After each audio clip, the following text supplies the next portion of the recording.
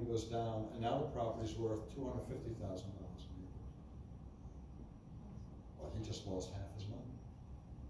And the developer goes bankrupt. And that's what happens, because he may have invested money where he thought he had to sell them for $600,000 to make a profit, and a nice comfortable profit, but now they're only worth half of that, so he's gonna wind up losing. So, in this case, if he builds the road, the storm, the sanitary, and the water by New Jersey law, he's allowed to open that road and sell the lots. You cannot sell the lots by New Jersey state law until your road is open and has service for sanitary, water. So the developers is just creating the lot subdivision to sell? Yes, the subdivision, the roads, storm sewers, detention basin, sanitary sewers with house connections, right? But they're gonna end at the right of way, right? And for water and sanitary, so all the public utilities have to be hooked up to those lots before they can legally be sold. You can't even sell that property with nothing on it until that road is there. It's gotta front a street, remember I told you that? Every new lot has to front a street. So that's all part of it, and until he gets off his bonding and builds that road, he can't sell them. So it's a big investment getting that whole entire subdivision approved with all the residential lot specifics. And that's where he can also push a lot of that cost to the individual homeowners who will have more than enough money to spend on it. That also helps meet, in an afterthought, helps meet DEP requirements of dispersing your stormwater measures for quantity and quality throughout the site. Because if he did do all this work in here, he could get one big massive detention basin for the homes, for the driveways, for this. Right now, he's gonna build a small detention basin just for the road. When this guy comes in and builds his monster house, he has to get his own stormwater approved. And he has to build his own dry wells, and or detention basins to meet the requirements on his house. So he's pushing off a lot of that cost to the homeowners too. So in our case, for our designs, we don't have to create a big system accounting for the properties, we just have to create a system accounting for the road. Yep. That's why I told you when you size your detention basin, length of road, times your 75-foot width of disturbance, because that's what you're gonna clear. And that's what the code says, you have to provide detention basically when you're changing land use. Woods goes to grass, grass goes to impervious, and that's how that goes. So how do we size for sanitary? Because isn't that based off of dwelling units? We'll talk about that as we go on, all right? But the general answer is water in equals water out. All right, unless you're going to your neighbor's house, hooking up a hose and bringing it over to your house and putting it in the sink and just turning it on for hours. The water that you turn on is the water that you're sending out. And the water supply is right in RSIS. Okay, we'll talk about that as we move on. All right, so let's go right to here. We're good with the corner lots, right? Okay, and now we're going to talk about X references. Okay, so I'm just going to leave this guy and bring him in, but I did lose some work. I will not lose sleep about it though. And nor should you at this point. And if you're keeping up, remember, I'm just trying to help keep your data safe. But when I start a file, I type XA for X attach, and it brings up my dialog, and I can bring in my base maps. And for my roadway design, I would bring in my ground and the existing parcels. And when I get to this dialog, this is what I want to check to be overlay. Right? And so help in these programs has gotten so much better where you can literally just hover over buttons and get help immediately.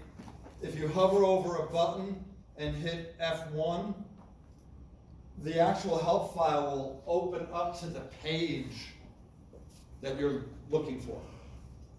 This should open up directly to the attach external reference dialog box, all right? So if you guys are not sure of a command, hover over the button, hit F1, your searching is going to be a lot less, all right? And that'll explain in further what this is saying is that I'm attaching these files as an overlay. And this is going to be my roadway design, all right? And if I later go and attach this roadway design into a sheet, those existing X references are not going to come along. It's only going to be the roadway design. And the existing ground and the existing properties I just brought in will not come along. But if it's an attachment, they start coming along. All right, that's the big difference. I zoom extents. I'm going to go XA, and I'm going to bring in my corrupt subdivision, which I will work to fix out later. And again, overlay. Your scale, uncheck it, should be 1. Insertion point, uncheck it, it should be 0. Rotation, uncheck it. This box will remember these settings. And you don't have to hit them every time, and you're not being prompted at the command line for typing in 00, scale of 1, enter, all that fun stuff, all right? So this is my base map, all right? And I need one more thing. This is all my base AutoCAD information, and it's the existing conditions, it's all pretty good. But if I'm gonna do a roadway design, we've got plenty X and Y here, what am I missing? All right, every one of you as an engineering student should have said Z, all right? Instantly like that. I'm missing Z, my elevation data.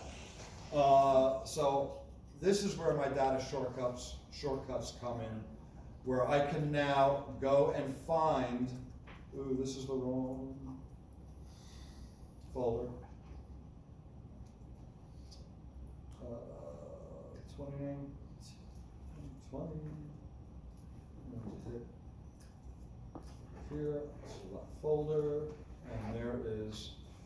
If you don't want to set your working folder, every time you open up a drawing, associate project to the current drawing, and it will remember that path every time you open up that file. But with that set, I just create a reference to this surface. And who was asking about the data shortcuts before? It doesn't seem as obvious here because you have an XML file. But if you were the surveyor and you had your points, your break lines, your triangles, your contours, your this, your that, there is zero need to bring that into an engineering file. It does nothing but slow me down. The only thing I want as a design engineer is that tin surface and your 2D line work, and I'm good to go. So, and again, in the proposed conditions, when you're making your sheets, this is where it would really shine for a design engineer. But either that, you can import the XML file into every single file, and if you have a big project team, you have to hope everyone's importing the same XML file. You have to make sure they're referencing that same thing. With the data shortcut, you're forcing everyone in your company. Here, this is it, don't go looking anywhere else. As soon as you open that drawing, you should see exactly where it is. A lot of benefits to the project management, and this is particularly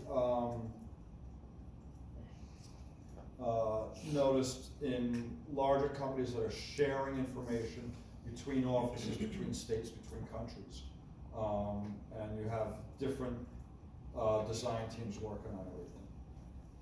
All right, so I've got this wonderful little button here that'll make that a little bit easier for you to see. And, yeah, well, pretty much good. When I was doing the data shortcut thing and I was trying to get the XML file into there, when I was looking through the files, for some reason I didn't have an XML file. Is there like a reason why? Okay, I gave you guys, a file called EG in the survey folder. Okay, and if I open up that survey folder, we have an EG, and you're right, where is that XML file? Alright, so you guys don't have it, but you know what? Civil 3D is smart enough to know, because I'm gonna tell you what, if you open this file, it's not gonna find the XML file, but it should still let you create a data shortcut to it, because it remembers the snapshot of the surface. So you not having the XML file is not all that important. But you do have this. And if you open this, again, you would set a working folder. And this is the first time project setup. Once you do that, the first time you set up your project, you never do it again. Then you make a new data shortcuts folder. And that again, you do the first time you set up your project, never again. Usually the surveyors are doing this in my firms. After this is all set up, every time you create a new drawing, all you gotta do is maybe set the folder and associate. Once you do that, it'll always come up. If I took this file right here, doesn't this seem like all the base data for like everything I'll do? Right? Doesn't this seem like the base data I'll do for my subdivision, for my roadway grading, for my residential grading, for my utility work? I could say this is a project base. And then if I started a file, I could insert this as a block, explode it, boom, I'm all ready to go. So other ways to manipulate the thing. And again, if you're working on big projects, multiple people, these things are very, very helpful because they allow different people to access and use the files. All right, so this is absolutely the wrong. No, it's not. All right, good. All right, so this is the EG file I had, and all I did when I opened it is I set that working folder to be right under my project. And again, I made a data shortcuts folder. I called mine DS, and you can see it right there, underscore DS, for data shortcuts. Once that's there, you can create a data shortcut to any object in your drawing. And right now, I am sharing the EG, but I did not share any of these other surfaces with that project. Once I do that, I just save this drawing and close.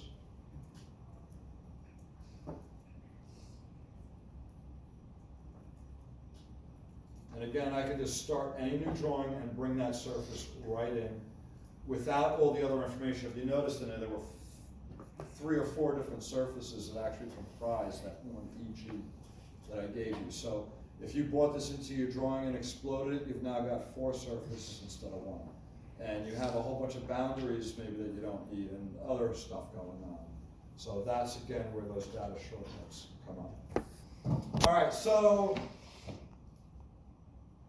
I gotta do a roadway design. What do I need here? What do I gotta start with? Right. A line? How am I gonna get the alignment here? So we're following last time. I'm gonna draw a polyline, and I'm gonna use my snaps just like I did last week. This is a review. My snap is not set for the endpoint. Yes, it is.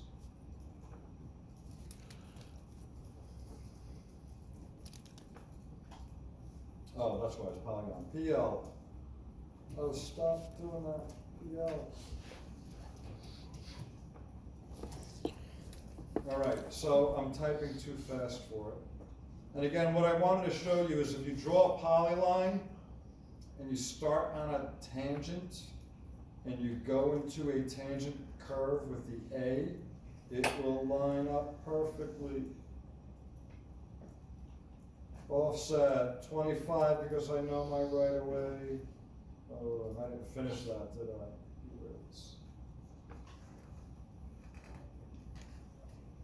Add vertex right here. Offset 25. I know this is all symmetric, so I can just snap this to the center. There's my alignment. I do want to bring my alignment out to the center of the road, all right? And these guys are annoying, so let's get rid of them for now.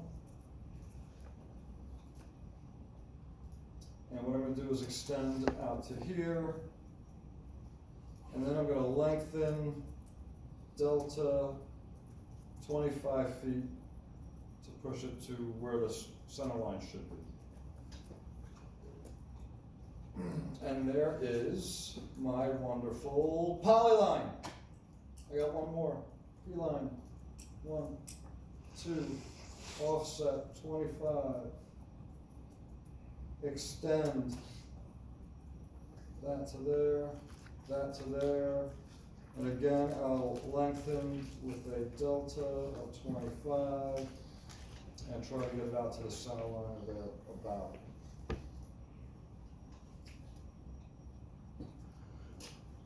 Alignment, create from objects. It's as easy as that.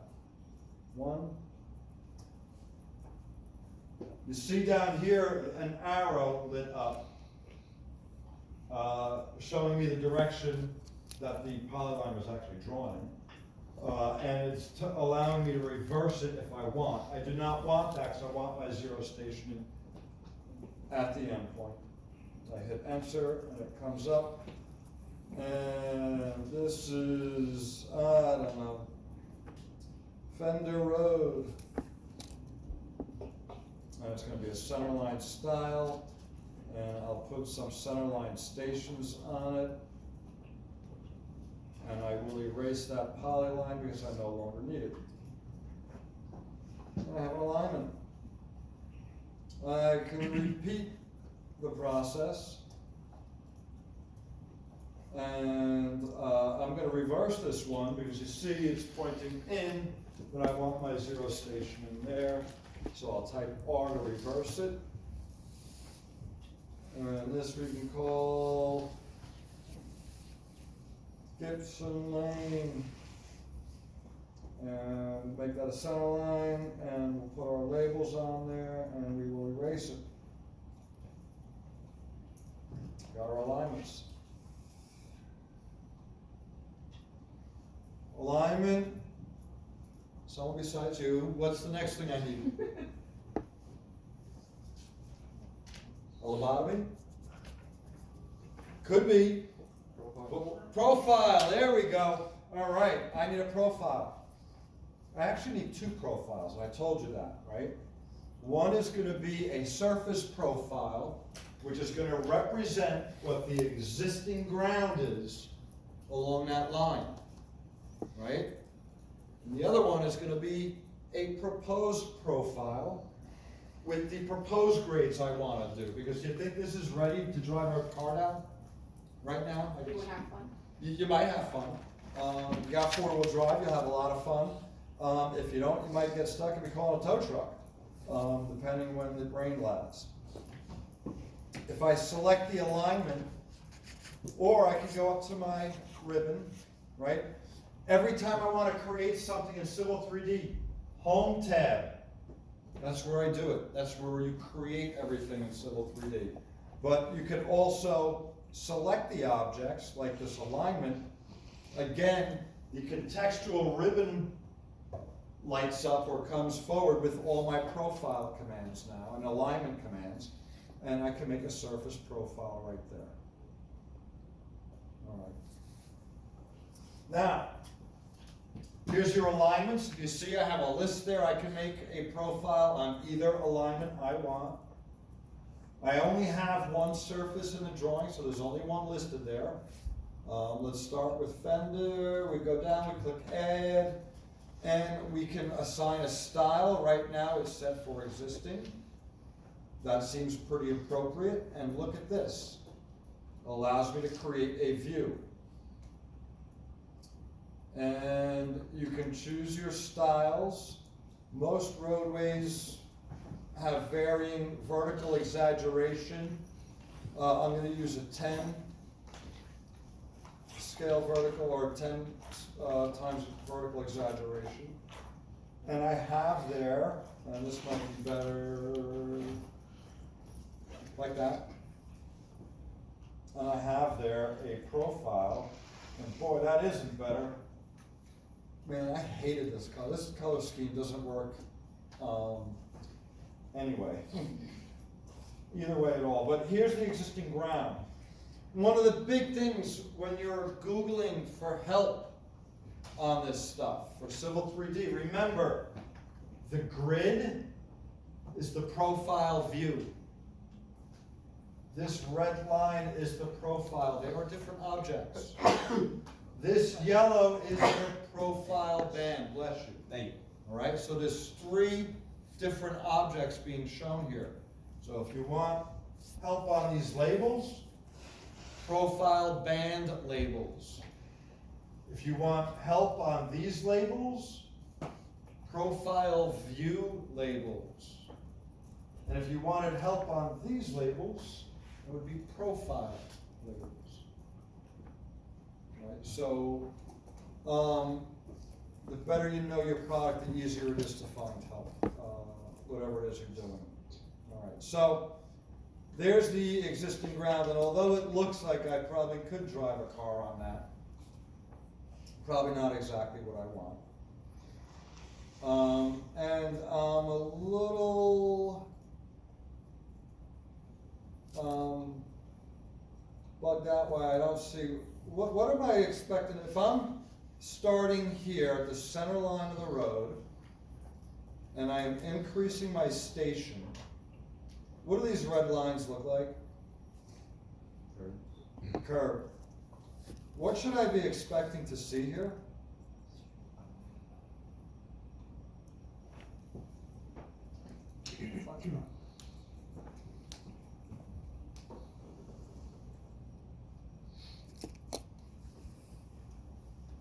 Shouldn't I be expecting to see something like that?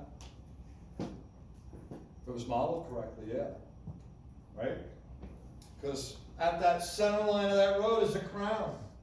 And it more than likely has a 2 to 3% cross slope. And it more than likely has a 6-inch curb. But wouldn't it be that distance too little to technically be shown there? No, I mean, this might have a couple of dashes in it. But you should see. I would blame the person who put that model together for you, which maybe the surveyor, or maybe someone a little closer to you right now. But there should be a curve in there, all right? My point is, when I start this, does my finished ground start at station 0? Do I want to, when I come in and construct this, do I really want to have this road closed and start digging up pavement here? Is there a need to? Maybe not. Maybe for utility connections. But what I would ideally like to do is come in here, put a cut and a curb on each end, put a cut right at that bottom of curb, and tie my new road right into that. Does that seem pretty logical, right? You know what it costs to hire cops to close this road down? Dig up the road, yeah, it's not cheap, all right? So if you could, and what does this also do for the existing road if I leave it all cut like that? What happens when it rains? It's gonna be more, stormwater. Where's the water all going? Into the curb. If I cut my pavement here and put the new road in, pitch this up a little bit, I'm maintaining the same drainage pattern, keeping their water in their road and preventing it from coming into my road. All right, so I am doing quite a bit with this nifty little trick, which seems like I'm really getting a little cheesy, right? Why aren't you just repaving the whole road? Well, it's gonna look like a patch, number one. Number two, I may disturb the existing drainage pattern on it, and that's one of the last things I wanna do. So, your road is gonna start at that station. What station is it? How am I gonna do? Am I gonna get a dimension, an AutoCAD dimension? And dimension it? No, I'm gonna select my alignment, my wonderful contextual ribbon, and look, my alignment labels, station offset, right at the apparent intersection here, and the offset is 0. Oh, look at that, station 15. All right, so here's the boomer method, P-line, 1, 2, offset, oh, what was that number again? Okay, 15, all right. Let's offset 15, and let's draw a line. Oop, something's not right. Offset, oh, that's why, 15. Boomer's fingers don't work. 15. All right, Civil 3D method, select this, and we get profile labels, station elevation. The station is 15, and the elevation, look at that, it locks right on. Turn my snap off, I can put it right where I want, and there we go. I get a station and elevation, all at the same time. All right, questions? So, Professor? yeah, Did you get the station at the bottom or the top of the curve? the bottom, the flow line. The bottom of curb, the gutter line. Your bottom of curb is the gutter line. And that's, a lot of engineers use this as their design element in roadway design, particularly in pavements, residential roadways, intersections. There are other methods. Some people use top of curb because what they do is they match top of curb and center line and have a variable slope if the pavement varies. But for most residential designs like this, it is going to be from the bottom of curb because you're going to want to watch that drainage and control that flow. And that's like next to like the cartway, right?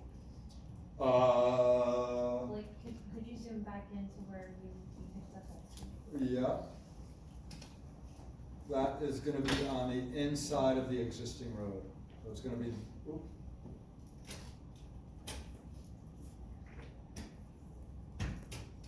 That line. All right, the inside bottom of curve. That's where you really want to. If you like make an alignment or like a profile or anything, and you just like you go to your paper space and just put like a rectangle box for it to come up, why does like the numbers and letters come up so large? I'll get that. Don't worry about. You should just regen your display, and they'll size for your scale. That's because these labels are all set to resize automatically. I feel like I did read like RE a bunch of times, and they're still huge. Again, you have to tell me if it's Civil 3D labels or AutoCAD labels because there's different functions that control them. If you watch, I change the scale to 100, my labels get huge. All the Civil 3D labels. Yeah, but I mean, If I had AutoCAD stuff, it may disappear completely from screen, if they were annotative. I mean, objects. wouldn't, they would be 3D, right? Cause you made it in alignment, so aren't they 3D now? I mean, civil 3D? Well, again, it depends on what information. Half the information I gave you is AutoCAD, and half is Civil 3D. Actually, the only thing I gave you that's Civil 3D, are two things: existing parcels and a surface. Okay. And actually, all the existing ground information is lines, polylines, text, and that is all AutoCAD. Nothing to do with Civil 3D. All right, so, when you make a viewport, MV, and wow, that's nasty, zoom in, type RE, and look, the labels go, wow, way down. Ooh, now it's coming back in again. And there you go, we gotta do it one more time. RE, they go down again. Now, once I zoom to where I wanna be, zoom 1 divided by 40 XP, RE, and this is just an 8.5 by 11 sheet, which is why you don't see this all.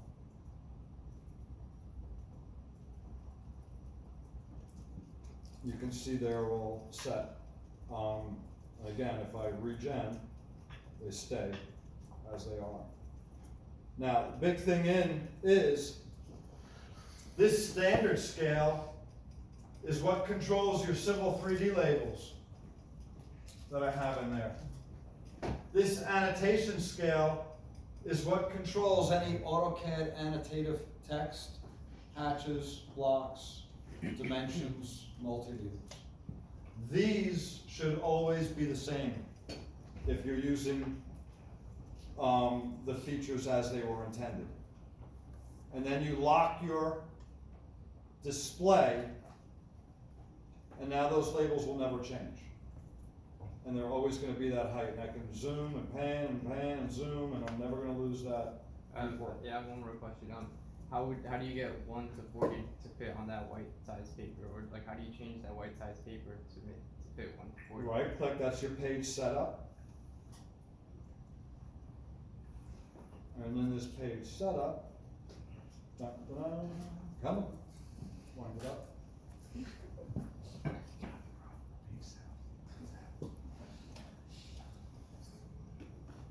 Come on, baby, don't fail me now.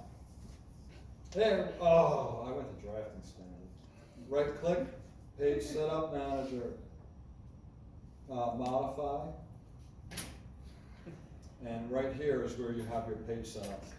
So right now I'm set to use a PDF driver. I recommend, if you're gonna use one, use the DWG to PDF because it is quite versatile and it's made for CAD. And then choose your page size. Here's a 36 by 24. And I'm gonna print the layout. I hit OK. And there we go. Looks like that page size isn't gonna be big enough at 40 scale, unless I rotate it. But that's what it would be. Now, I also told you, once you find out what scale you're printing at, and let's change this to 50. Just for fun. And then lock it again. And if I come in here, I type RE, right? The labels adjust again for the new scale. But in all honesty, they're gonna print at the exact same height that they would have in the other scale. You typed in viewport to get that little thing to pop up? To get what pop, Viewport to get the annotative skills drop down. which drop down? When you. This one? Yeah. That's your quick properties. Down over here. If your quick properties icon is not on, click your options down here and show it. First of all, look at these options down here. As a civil engineer, surveyor, you're almost always gonna want coordinates unless you're doing like structural work. If you're working on land development, having those coordinates right there tells you a world of information. And that is turned off out of the box. Paper space you want, dynamic input you want. Ortho, the boomers love this. The neo-CAD guys use Polar. Isometric drafting, not so much for civil engineers, you can check that off. But you can turn on and off the different features that you need. And again, these are drafting aids. Don't keep them all on. Turn them on when you need them and improve AutoCAD's performance. I love, my personal favorite is when people come in here and have their objects snap settings like this, or half of this. And then they come in and draw a line and it's like, AutoCAD right now is making 50,000 decisions every time I hover over everything. And there's no need to it, because rarely in civil engineering will I ever use a nearest. Rarely. I'm always snapping to an endpoint, to a midpoint, perpendicular, tangent, to a quadrant. Very unlikely I'm using that nearest. And in all honesty,